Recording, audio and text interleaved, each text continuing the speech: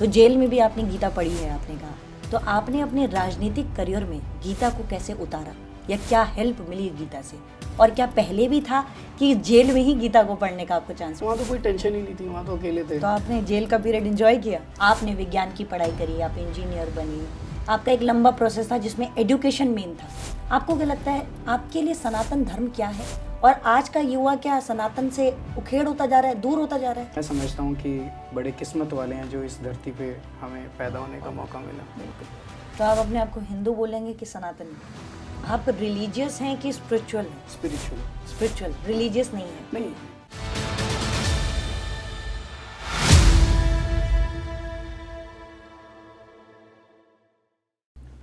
नमस्कार, आज हम अपने दर्शकों के लिए एक अनोखा कार्यक्रम लेकर आए हैं।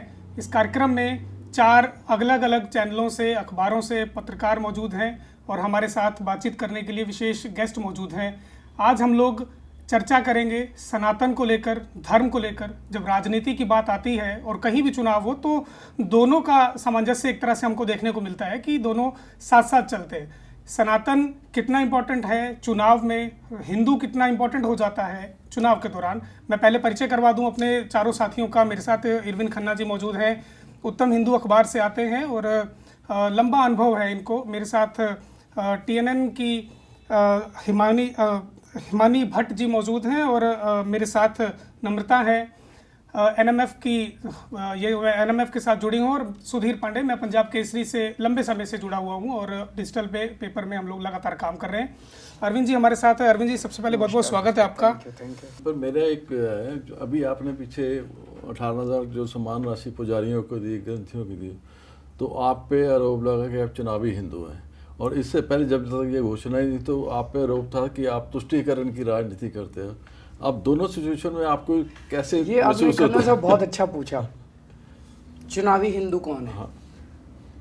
मैं अभी जेल से जब आया उसके बाद मेरी धर्मपत्नी ने मन्नत मांगी थी कि मेरा हस्बैंड जब आ जाएगा तो मैं यहाँ जाऊँगी, वहाँ जाऊँगी। तो मैं वैष्णो देवी गया, मैं तिरुपति बालाजी गया, फिर मैं सालासर गया।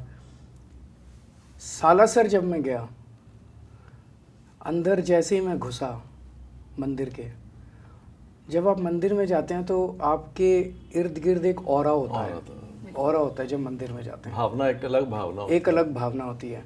आपको चारों तरफ भगवान महसूस होते हैं, भगवान दिखाई देते हैं। मैं जब मंदिर में गया तो नारे लग रहे थे, बालाजी की जय, बालाजी की जय, बालाजी की जय। और एक कोने से नारे आ रहे थे, मोदी मोदी मोदी मोदी। मैं ये सोच रहा था कि वहाँ जो जाता है उसे तो केवल और केवल सामने बालाजी दिखाई देते हैं। वो तो समर्पण की भावना, समर्पण की भावना है। उसके अंदर भी जिन लोगों को वहाँ जाके मंदिर के अंदर मोदी मोदी मोदी दिखाई देता है, चुनावी हिंदू वो हैं कि चुनावी हिंदू मैं हूँ। वो बालाजी के पवित्र मंदिर को भी राजनीति में, गंदी राजनीति के अंदर, अभी उसके बाद अभी थोड़े दिन पहले जिस दिन मैंने ऐलान किया था कि मैं पुजारियों को 18,000 हज़ार दूंगा, उसके अगले दिन मैं मंदिर गया, फिर एक हफ्ते बाद कनॉट प्लेस वाले मंदिर गया। जब मैं मंदिर में पहुंचा वहाँ फिर मोदी मोदी, मंदिर के अंदर मोदी। तो एक तो ये है कि जब आप वहाँ जाते हो आपको हर मनुष्य के अंदर भगवान दिखाई देता है। इन लोगों को तो भगवान में भी मोदी दिखाई देता है। मेरे को लगता है कि आज़ादी के बाद शायद पहली दफ़ा ये किसी पुजारियों के लिए है, 70-75 किसी ने नहीं, किसी से जो सनातन की भी बात करते हैं, किसी ने नहीं किया। किसी ने इस तरह नहीं सोचा कि पुजारी जो केंद्र बिंदु है, मंदिर और पुजारी हमारे केंद्र बिंदु है सनातन के। 2-3 चीज़ें आती हैं। एक तो क्यों किया, मैंने क्यों किया। कई पुजारी ऐसे हैं जो सवेरे 3 बजे उठते हैं, 3 बजे उठ के अपने डेली रूटीन से फारिग होके फिर वो भगवान के नहलाते हैं, कपड़े पहनाते हैं, फिर भक्त आने चालू हो जाते हैं, फिर भक्तों की सेवा करते हैं। रात को 9-10 बजे जाके वो निवृत्त होते हैं और सोते हैं। पता है वो कितना कमाते हैं छोटे छोटे मंदिर में? 3,000 4,000, उतने भी नहीं कमाते। मैं इसी के साथ एक प्रश्न जुड़ता है कि आपने सनातन बोर्ड की भी, हाँ मैं 1 मिनट आता हूँ, मैं ये पूरा कर लेता हूँ। लोगों के मन में है कि पता नहीं पुजारी कितने कमाता है। मैं ये नहीं कह रहा, कुछ ब्राह्मण हो सकते हैं जो कि अच्छा खासा कमाते भी हों, 90% पुजारी बिल्कुल ठीक है। 3 से 4 हज़ार रुपये महीना कमाता है। आप उन्हें अपने घर में दिवाली का पूजन करने बुलाते हो, त्योहार पे बुलाते हो, शादी पे बुलाते हो, मौत पे बुलाते हो, बर्थडे पे बुलाते हो, अलग अलग। उसके हाथ में आप 10 रुपये रख देते हो या 1000 रुपये रख देते हो या 11,000 रख देते हो। कभी किसी पुजारी ने ये नहीं कहा कि आपने दक्षिणा कम दी है। किसी पुजारी ने नहीं कहा। चाहे 1 रुपया रख दो, वो खुशी खुशी लेता है और आपको दिल से आशीर्वाद देके और चला जाता है। कभी किसी ने सोचा इसके घर का खर्चा कैसे चलता है? किसी ने नहीं सोचा। किसी ने नहीं सोचा उसके घर का खर्चा कैसे चलता है। अगर मैंने ये सोचा, जब से मैंने ये ऐलान करा, बीजेपी ने मुझे इतना गालियां दी हैं। मैंने बीजेपी वालों से कहा कि मुझे गाली मत दो। मैंने 18,000 किए, दिल्ली में किए, आपकी तो केंद्र में सरकार है। आप 36,000 अनाउंस कर दो, पूरे देश के लिए कर दो। राष्ट्रीय स्तर पे हो सकता है, राष्ट्रीय स्तर करना चाहते हो। आप मुझे गाली क्यों दे रहे हो? मेरे को गाली क्यों देने? आप जिस दिन 36,000 कर दोगे और पूरे देश के लिए कर दोगे, केजरीवाल को कोई पूछेगा ही नहीं। मुझे गाली मत दो, आप लंबी लकीर खींचो उसके साथ। सनातन की जो बेस केंद्र बिंदु है, अगर उसको संभालेंगे तो सनातन आगे चलेगा। हर इंसान के अंदर भगवान बसता है। ये गीता भी कहती है, ये सब धर्मों में सिखाते हैं कि हर इंसान के अंदर भगवान बसता है। जब आप किसी इंसान की मदद करते हो तो उसी तरह से आप भगवान की पूजा करते हो। सर, आपने गीता की बात करी, आपने बार बार गीता के बारे में बात करी, तो जेल में भी आपने गीता पढ़ी है, आपने कहा। तो आपने अपने राजनीतिक करियर में गीता को कैसे उतारा, या क्या हेल्प मिली गीता से? और क्या पहले भी था कि जेल में ही गीता को पढ़ने का आपको चांस मिला? पहले पढ़ा था, लेकिन एक गीता के साथ एक बड़ी इंटरेस्टिंग चीज़ है, आप जितनी बार उसे पढ़ो, हाँ, ये बात उतनी बार उसका एक नया रूप, आप जिस भी अध्याय को खोल दो, जिस श्लोक को पढ़ो, वही आपका सार बन जाता है। नया उसमें वो एहसास होता है। तो आपने गीता से क्या सीखा? तो 2 चीज़ें हैं। एक तो मैं 25 साल से विपश्यना मेडिटेशन कर रहा हूँ। ओके। वो 10-10 दिन के जो कोर्स होते हैं, 97 से मैंने शुरू किया था और 2024 हो गया, तो 2025 हो गया। हर साल मैं 10-10 दिन का कोर्स के लिए जाता हूँ वहाँ पे। उसने मुझे इतनी टेंशन्स के बीच में उनसे जूझने की, चुनौतियों को सामना करने की उसने शक्ति दी है। गीता मैंने पढ़ी थी, पहले भी कई बार पढ़ी थी, लेकिन जेल के अंदर शांति से कंसंट्रेट करने का मौका मिला। जब आप डेली पढ़ते हो ना, 2 पेज 5 पेज पढ़ के 20 श्लोक 25 श्लोक पढ़ के छोड़ देते हो, साइड कर देते हो, फिर साथ साथ फ़ोन बज रहा होता है, साथ साथ 100। वहाँ तो कोई टेंशन ही नहीं थी, वहाँ तो अकेले थे। तो आपने जेल का पीरियड एंजॉय किया? जेल का पीरियड एक तरह से आध्यात्म के क्षेत्र के अंदर मेरे लिए बहुत स्ट्रांग रहा। मैंने ये देखा कि गीता में जो लिखा है वही तो विपश्यना कह रही है। और तो एक तरह से गीता में पढ़ता था, वो थ्योरेटिकल था, और जब मैं मेडिटेशन करता था, मेडिटेशन मेरे लिए वो प्रैक्टिस थी, वो प्रैक्टिकल था। तो ये दोनों चीज़ें साथ साथ चल रही थी, उनको मैं अनुभव कर रहा था वहाँ पे अंदर। और बहुत सारी चीज़ें हैं गीता के अंदर, तो कि मेन तो यही है, आपको निष्काम भाव से, निस्वार्थ भाव से अपना कर्म करना है। जो आपका कर्म है वो आप कर्म, अर्जुन को भी तो यही कहते हैं। मतलब मेरे को तो वो जो कि तेरा कर्म पे अधिकार है, फल पे अधिकार नहीं है। अर्जुन कहता है कि ये सामने मेरे रिश्तेदार खड़े हैं, ये सामने मेरे भाई भतीजे, ताऊ चाचा सब खड़े हैं, इनको मैं कैसे मारूं?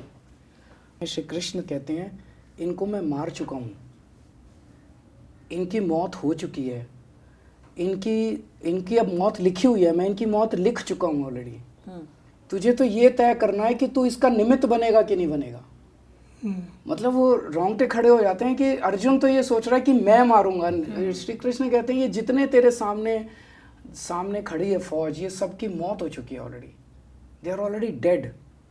तो गीता तेरे को निमित्त बनना है, तो उसमें 2 श्लोक है कि तेरे हाथ में तेरा कर्म है, और दूसरा उसको अर्जुन को ये भी है कि जब तू तीर चलाएगा और निमित्त बनेगा तो ये अहंकार मत करना कि मेरी वीरता की वजह से मरे हैं। मैं ऑलरेडी मार चुका हूँ। तेरे को तो अपना कर्म चूज करना है, फल तो ऑलरेडी डिसाइड हो चुका है। आज हम धर्म की बात कर रहे हैं, विशेषतर सनातन धर्म की। आपने विज्ञान की पढ़ाई करी, आप इंजीनियर बने, आपका एक लंबा प्रोसेस था जिसमें एजुकेशन मेन था। आपको क्या लगता है आपके लिए सनातन धर्म क्या है, और आज का युवा क्या सनातन से उखेड़ होता जा रहा है, दूर होता जा रहा है? ये आपने बड़ा अच्छा किया। मेरे जो आध्यात्म की जर्नी है, मैं जब बचपन में, मैं एक बहुत रिलीजियस परिवार से आता हूँ। मेरे माँ बाप बहुत रिलीजियस हैं, हमारे घर में सारे वो क्रियाकर्म किए जाते हैं। जब 12वीं तक मैं बहुत ज़्यादा वो था, धार्मिक था बहुत ज़्यादा। फिर आईआईटी में गया। जब आईआईटी में गया वहाँ का एटमॉस्फेयर बिल्कुल अलग था, तो वहाँ पे मैं धीरे धीरे नास्तिक होता गया। 2010 तक वो पीरियड नास्तिक वाला पीरियड रहा मेरा। 1989 में पास आउट किया। 2010 के बाद से जो घटनाएं घटी कि 4 अप्रैल 2011 को हम अन्ना हजारे जी के साथ जंतर मंतर पे बैठे। उसके पहले अन्ना हजारे जी भी कई बार धरने पे बैठ चुके थे, मैं भी जंतर मंतर पे धरने पे बैठ चुका था। ऐसा कोई कुछ 4 अप्रैल को बैठे और 9 अप्रैल को जब उठे हम लोग 5 दिन में पूरा देश खड़ा हो गया था। हर गली के अंदर लोग मोमबत्ती लेके निकल गए थे। ये क्या था? ये ना तो मेरा कुछ वो है और ना अन्ना जी का कुछ है, ये तो कुछ डिवाइन है, ये तो कुछ अद्भुत है। फिर 16 अगस्त आया। 16 अगस्त को फिर पूरा देश खड़ा हो गया। इनकी मति मारी गई, वो कहते हैं ना विनाशकाली विपरीत। उन्होंने अन्ना जी को गिरफ्तार कर लिया और पूरा देश रामलीला मैदान में जब अन्ना जी बैठे पूरा देश खड़ा हो गया। उसके बाद हमने पार्टी बनाई, 1 साल में सत्ता में आ गए। तब मुझे लगने लगा यार हम लोग तो बहुत छोटे हैं, हम अपने आप को ज़्यादा क्रेडिट देते तो हैं। मतलब ये जब तो कोई विपत्ति डिवाइन विपत्ति नहीं, जब इतना विपत्ति आई बड़ा तब भगवान का नाम याद आया। नहीं, क्योंकि विपत्ति आपने नहीं बोला थी। कि आप जब पढ़ रहे थे तब आप नास्तिक हो गए थे, तो तो मतलब 4 अप्रैल को जब इतना बड़ा आंदोलन, विपत्ति नहीं उल्टा हुआ कि पॉजिटिव चीजें, इतनी बड़ी पॉजिटिव चीजें होने लगी जो मुझे लगा कि मेरे करने से थोड़ी हो गया। मैं तो उसके पहले भी इतनी बार जंतर मंतर बैठ चुका था, इतनी जनता तो कभी खड़ी नहीं हुई। अन्ना जी इतनी, तो जब 4 अप्रैल को बैठे तो ये हमारे कर्म किए नहीं हुआ, ये तो कुछ डिवाइन था। संयोग ऐसा बना, संयोग ऐसा बना, सर अभी संयोग थोड़ी कह देर सकते हैं, संयोग बना। सर थोड़ी देर पहले आपने कहा कि मेरे लिए राजनीति अध्यात्म है। सर जरूरी है चुनाव में राजनीति लाना या धर्म की बात करना, ये आपस में जरूरी है इनको जोड़ना आपके लिए? नहीं, किसी भी राजनेता के 2 चीजें हैं, एक है धर्म, एक है अध्यात्म। धर्म का मतलब मैं डिस्कशन के लिए इसको इस तरह से धर्म मतलब हिंदू, मुसलमान, सिख, ईसाई, जो एक कम्युनिटी मान लीजिए, उसको किस तरह से डिफाइन करेंगे। और आध्यात्म है स्पिरिचुअलिज्म। आध्यात्म क्या सिखाता है? सच बोलो, झूठ मत बोलो, इस तरह के प्रिंसिपल्स, ये यूनिवर्सल प्रिंसिपल्स हैं। तो आप रिलीजियस एक हैं मिनट, कि स्पिरिचुअल? एक मिनट, ये यूनिवर्सल प्रिंसिपल्स हैं। अगर आध्यात्म को राजनीति से अलग कर दिया गया तो राजनीति कीचड़ बन जाएगी जो आज बनी हुई है। आज राजनीति के अंदर आध्यात्म नहीं है। तो आध्यात्म को तो राजनीति में रहा, गांधी जी भी ये कहते थे, आध्यात्म को तो राजनीति में रहना चाहिए। प्रिंसिपल्स, अगर मैं कहता हूँ कि मैं कहता हूँ मैं आपके लिए अच्छे स्कूल बनाऊंगा तो मुझे अच्छे स्कूल बनाने चाहिए। कोई कहता है मैं 15 लाख रुपए दूंगा तो चुनाव जीतने के बाद 15 लाख रुपए देने चाहिए। जो कमिटमेंट हम करें वो कमिटमेंट होने चाहिए। वोट खरीदे जा रहे हैं, बेचे जा रहे हैं, ये गलत है। एमएलए खरीदे जा रहे हैं, बेचे जा रहे हैं, तोड़ी जा रही हैं सरकारें, ये गलत है। ये अध्यात्म नहीं सिखाता। धर्म से अलग होना चाहिए। आप हिंदू हो कि मुसलमान हो कि सिख हो कि ईसाई हो, जो भी सरकार बने वो सबके सारे धर्मों के लिए बराबर होनी चाहिए, उसको अलग करना चाहिए। लेकिन अध्यात्म को अगर आपने अलग कर दिया तो it will become a cesspool of. क्या अध्यात्म को, सनातन को आप लोग गवर्नेंस में भी लागू करना चाहते हैं? मैंने तो कहा, मैं तो कर रहा हूँ। हमारा सनातन यही तो सिखाता है कि थोड़ा भी अगर पैसा हो तो उससे स्कूल बनवाओ, अस्पताल बनवाओ गरीबों का। वैसे ही तो मेरी सरकार चल रही है। अरविंद जी, यहाँ पे जो इस समय आज योगी जी कुंभ, महाकुंभ की डुबकी लगा के यहाँ पे शुरू हो रहा है। प्रधानमंत्री जी ने 5 मतदान के दिन वहाँ पे डुबकी लगाने की घोषणा की हुई है। तो धर्म की बात चली, आप ये आस्था रखते हैं, तो आपका कोई महाकुंभ में जाने का मैं भी जाऊंगा। मैंने भी प्लानिंग की हुई है, डेट अभी फिक्स नहीं है। महाकुंभ पर मैं भी जाऊंगा, जल्दी जाऊंगा। महाकुंभ की जाए, बिल्कुल। और ये जो एक चक्र भी बना हुआ है, आपको मैं समझता हूँ सारे पोलिटिकल पार्टी जो इंडिया गठबंधन के, वो भी उनमें से भी कुछ धड़े हैं जो आपके विरुद्ध बोलते हैं भी नहीं, कांग्रेस को या कांग्रेस और बीजेपी बात, ये तो उस चक्रव्यूह को आप कैसे देखते हैं? ये बना जो गीता इंडिया गीता दिखाती है रास्ता। अर्जुन की अपने बिल्कुल जैसे अर्जुन जी- अभिमन्यु फंस गया था चक्र हाँ, में। वो फंसाने की तो वही खुशी है। घुस तो गया था लेकिन उसे बाहर निकलने का रास्ता नहीं आ रहा था। सर 20 और 25 के चुनाव में अरविंद केजरीवाल अपने आप में कितना डिफरेंस देख रहे हैं, क्योंकि आपने गीता बहुत नज़दीक से पढ़ ली है और बहुत कुछ बदलाव महसूस कर रहे होंगे। वो व्यक्तिगत तौर पे तो बहुत बदलाव मैं महसूस कर रहा हूँ अपने आप को। अंदर धीरे धीरे शांति बढ़ती जा रही है। मैं इसको राजनीति से नहीं जोड़ूंगा, मैं इसको एक व्यक्तिगत यात्रा के तौर पे जोड़ूंगा। पहले मैं छोटी छोटी टेंशन से बहुत ज़्यादा विचलित हो जाता था, गुस्सा, वो सब धीरे धीरे ख़त्म होता जा रहा है। जो भी नतीजे आए, जैसे भी नतीजे आए ज़िंदगी में, जो भी रास्ता दिखाए वो ऊपर वाला दिखाएगा। आप कंप्लीट धीरे धीरे समर्पण की भावना अपने अंदर ले आइए और फिर देखिए कि कितनी असीम शांति आपको अंदर महसूस तो लोगों का प्यार मिल रहा है उस तरह से दिल्ली बहुत वासियों को? ज़्यादा। अब ये देखिए, बड़ा इंटरेस्टिंग है, 2013 में जनता ने हमें वोट क्यों दिया? हम्म, हमने तो कोई काम ही नहीं किया था। हमने अन्ना आंदोलन किया था, तो जनता ने देखा ये लोग ईमानदार हैं, देशभक्त हैं और ज़िद्दी हैं। उन क्वालिटीज़ पे दिया। आज भी वो क्वालिटीज़ मौजूद है, लेकिन ये लोग अब इतना कीचड़ फेंक रहे हैं हमारी ईमानदारी और देशभक्ति पे प्रश्न चिन्ह उठाने के लिए। 6 महीने मुझे जेल में रखा, 1.5 साल मनीष सिसोदिया को जेल में रखा, 2 साल सत्येंद्र जैन को जेल में रखा। जब हम बाहर आए तो मैं जनता के बीच में पदयात्रा करने के लिए निकला और जो जनता ने मुझे गले लगाया। अगर जनता के मन में ये होता कि केजरीवाल भ्रष्टाचारी हो गया, जनता मेरे मुंह पे कह देती केजरीवाल जा यहाँ से, तूने धोखा दिया हम लोगों को। मतलब कई बुजुर्ग माताएं हैं जिन्होंने गले लगा लगा के मेरे साथ रोई वो, और उन्होंने कहा कि जब तू जेल गया था हमने मन्नत मांगी थी, बहुत रोए थे हम घर पे। तो जनता उसको समझ रही है। जनता के मन में अभी भी हमारे लिए उतना ही प्यार है जितना पहले था। तो लगता है जनता 36 के ऊपर ले जाएगी आपको, जादुई आंकड़ा जो है। देखिए, मेरा अपना मानना है कि सरकार बननी चाहिए, सरकार बनेगी और अच्छे बहुमत से बनेगी, एक पूर्ण बहुमत से बनेगी और अच्छे बहुमत से बनेगी। कितनी सीटें आएंगी, क्या आएंगी? आप रिलीजियस हैं कि स्पिरिचुअल हैं? स्पिरिचुअल स्पिरिचुअल, रिलीजियस नहीं है। नहीं, जब आप स्पिरिचुअल हो जाते हैं तो आप रिलीजियस भी हो जाते हैं, सोशल वर्कर भी हो जाते हैं, अच्छे पॉलिटिशियन भी बन जाते बट हैं। आपने बताया- स्पिरिचुअलिटी से आप सारे सारे अच्छे द्वार खुल पिता भी हो जाते हैं, अच्छा बेटा भी हो जाते हैं, अच्छे पति भी हो आप जाते हैं। हिंदू हैं, आप बिल्कुल। हनुमान भक्त हैं, तो हम ये भी तो कह सकते हैं आप रिलीजियस हैं। हाँ, ऑफ कोर्स। हाँ, हाँ। पूजा पाठ में भी So आपका इंटरेस्ट है, आप spiritual बता रहे and हैं। religious is not स्पिरिचुअल तो एंटी सर ईच अदर। आप स्पिरिचुअल होना जरूरी है। स्पिरिचुअल हो गए तो आप रिलीजियस भी हो जाते हैं, बेटा भी अच्छा बन जाते हैं, पति भी अच्छा, सब कुछ अच्छा हो जाता है। आपने हनुमान चालीसा भी शुरू करवाई थी इसीलिए। हाँ, बिल्कुल। तो हनुमान जी से आप अपनी लाइफ में कुछ सीख रहे हैं या ला रहे हैं कि ऐसी नीतियाँ, ऐसी प्रेरणा लाऊं? उनके सामने तो सरेंडर कर देना चाहिए, उनसे सीखना क्या है। उनके सामने तो कंप्लीट सरेंडर करके अपने सारे कर्म उनको सरेंडर कर दीजिए, जो फल वो दें। अभी जब मंदिर एक गए वो तो क्या मांगा? यही लिखा है गीता में कि जो कुछ भी आपके साथ चल रहा है, आज आपको लगता है कि वो बुरा चल रहा है, जी, लेकिन भगवान वो जो कर रहा है वो आपके अच्छे के लिए कर रहा है।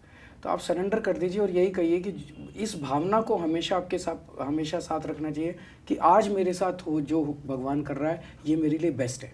आपने हनुमान जी से क्या मांगा? आप मंदिर गए थे अभी। कुछ नहीं मांगा, बस ये मांगा कि मुझे दिशा बताते रहिए कि क्या सही है और क्या गलत है, और सही रास्ते पे चलने की मुझे स्ट्रेंथ दे। दिल्ली वालों के लिए क्या मांगा? दिल्ली वाले के लिए शांति, सुख शांति, सबके घर में सुख सर शांति हो। आप दिल्ली की जनता को और देश की जनता को समझा पाएंगे आपके लिए हिंदू, हिंदुत्व या सनातन क्या है? क्योंकि मुझे लगता है मेरे साथ साथ आपके विरोधी भी ये बात जानना चाहते होंगे कि केजरीवाल क्या सोच रखते हैं। मुझे लगता है कि हिंदी जो है वो हमारे देश की एक तरह से संस्कृति और जड़ों को दर्शित करती है। हिंदुस्तान जो है वो विविधता जो है हमारी, उसकी एकता, विविधता और एकता उसको दर्शाता है। और हिंदू जो है वो एक सहानुभूति, एक कंपैशन, एक प्यार और इसको दर्शाता है। तो ये तीनों का एक समागम जो है, हिंदी, हिंदू और हिंदुस्तान, एक बहुत खूबसूरत चीज़ है और मैं अपने आप को और जितने भी लोग हिंदुस्तान में पैदा होते हैं उन्हें मैं समझता हूँ कि बड़े किस्मत वाले हैं जो इस धरती पे हमें पैदा होने का मौका मिला। बिल्कुल बिल्कुल। तो आप अपने आप को हिंदू बोलेंगे कि सनातनी? मुझे लगता है कि सारी एक ही चीज़ है, हमें स्पिरिचुअलिज्म पे जाना चाहिए कि जो अच्छा जीवन हम जी सकें। देखिए अंत पंत में क्या है, अच्छा। अंत पंत में तो आदमी को शांति चाहिए और कुछ नहीं चाहिए। एक मैं इंसिडेंट बताता हूँ गीता से ही, जिसमें द्रौपदी युधिष्ठिर से पूछती है कि आप तो इतने धर्मवान हैं और आप जंगल में बैठे हैं, आप तो कोई काम बिना धर्म के नहीं करते, और वो दुर्योधन जो है एक महान पापी है, वो महलों के अंदर बैठ के एंजॉय कर रहा है, तो ये क्या है? तो युधिष्ठिर उसको समझाते हैं कि अगर कोई महलों में बैठा है और सारी सुख सुविधा उसके पास है, इसका मतलब ये नहीं है कि उसके मन में शांति है। और कोई जंगल में बैठा है तो इसका मतलब ये नहीं है कि उसके मन में अशांति है, पहली चीज़। दूसरी चीज़ ये तो इसका मतलब इस दुनिया की सारी सुख संपत्ति और सारी सत्ता अगर किसी के हाथ में आ भी जाए और अगर उसमें अहंकार है, तो उससे ज़्यादा दुखी आदमी इस धरती पे कोई नहीं होगा। और अगर कोई जंगल में भी है और उसके अंदर किसी इच्छा की कोई इच्छा नहीं है, तो उसके जैसा सुख शांति वाला कोई नहीं होगा। दूसरा, युधिष्ठिर ने कहा कि वो आज जो है और जो उसको मिल रहा है, जो परिस्थितियां हैं, जो उसके महल हैं, वो उसके पुराने जन्मों के हैं, पुराने जन्मों का फल की वजह से मैं आज यहाँ हूँ, ये मेरे पुराने जन्मों के हैं। तो ये बड़ी खूबसूरत चीज़ उन्होंने बताई। तो दिल्ली चुनाव के भाग्य है ना जी, आज का कर्म कल का भाग्य। आज का कर्म कल का भाग्य है। हाँ। दिल्ली चुनाव के नतीजों को लेकर आप शांत हैं या मन में कुछ अशांति है? नहीं, मेरे मन में अब अशांति कम होने लगी है, काफी कम होने लगी, पहले थी? शांति ज्यादा पहले तो रहती थी, कब बहुत थी? ज्यादा। मैं समझूंगा कि इस जेल के पीरियड ने काफी व्यक्तिगत तौर पे मेरे में काफी बदलाव किया है। जो मेडिटेशन, गीता और रामायण, इन्होंने काफी ज्यादा कंट्रीब्यूट किया।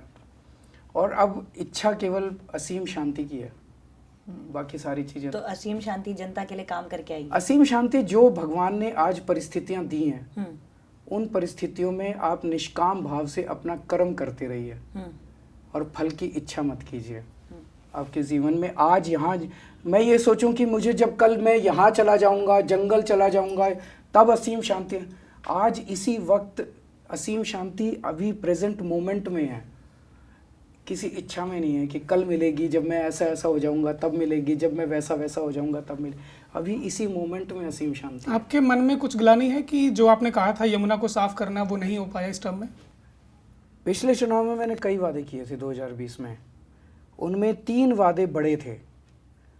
एक था, मैंने कहा था मैं यमुना साफ़ करूंगा। मैंने कहा था हर घर में 24 घंटे नल से सीधा साफ़ पानी आएगा, ये मैं इंतज़ाम करूंगा। और तीसरा, दिल्ली की सड़कों को, दिल्ली देश की राजधानी है, मैं यूरोपियन स्टैंडर्ड की शानदार सड़कें बनाऊंगा। ये 3 काम मैं नहीं कर पाया और मैं हर जगह स्वीकार कर रहा हूँ कि मैं नहीं कर पाया।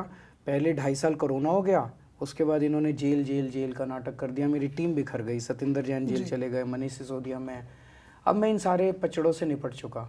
अगले 3 साल में मैं ये तीनों काम मेरे बहुत प्रिय हैं, ये अगले 3 साल में ये तीनों काम मैं जनता को। कूड़े का पहाड़ भी हटने वाला था सर? कूड़े का पहाड़ काफ़ी हट गया है और काफ़ी हट जाएगा, साल 2 साल के अंदर हट। ठीक। सर कहते हैं हर इंसान में कुछ ना कुछ अच्छाई तो होती है। मैं थोड़ा सा अलग लेके जा रही हूँ टॉपिक को। तो अगर मैं आपसे जानना चाहूँ, बीजेपी में ऐसा कोई तो नेता होगा नीचे से लेकर ऊपर तक जिसमें आपको कुछ अच्छाई दिखाई देती हो? गडकरी जी बहुत अच्छा है, गडकरी जी बहुत मेहनती है। उन्होंने जो रोड नेटवर्क पूरे देश में बनाया वो वाकई काबिल तारीफ है और वो सबको साथ लेके चलते हैं। मेरे को बस यही है कि आज इस इंटरव्यू के बाद कभी उनके ऊपर यही मैं बोल रहा था देख लेना तलवार उन पे लटकी कि हो। इस क्वेश्चन को पूछना है कि नहीं पूछना। वो बहुत अच्छे हैं, मैं नहीं चाहता कि उनके ऊपर कोई आ जाए। बहुत बहुत धन्यवाद आपका, आज आपने हमें अपना कीमती समय दिया। और गांव का मौसम गुलाबी है, ये आंकड़े झूठे किताबी है, इस बात पे कितनी सच्चाई है ये आज हमने अरविंद केजरीवाल पर से बात करी। आज हमने हिंदी, हिंदू और हिंदुस्तान पर बात करी और इस बात पे कितनी सच्चाई थी ये जनता ने सुनी। ये सब हम आप पर छोड़ते हैं, आपकी क्या राय है हमें कमेंट करके ज़रूर बताइएगा। मेरे साथ अरविंद केजरीवाल हैं, मेरे साथ मेरे 3 और पत्रकार साथी हैं। आई होप इस बातचीत से आपको कुछ समझ आया होगा और दिल्ली का क्या स्ट्रॉन्ग प्लान है वो आपको भी एक आइडिया अमूमन लग गया होगा कि क्या दिल्ली में होने वाला है। बाकी हम आप पर छोड़ते हैं, जनता समझदार है। बहुत बहुत धन्यवाद इस इंटरव्यू देखने के लिए। थैंक यू, आप सबका बहुत बहुत शुक्रिया। Thank you sir. Thank you so much, thank you.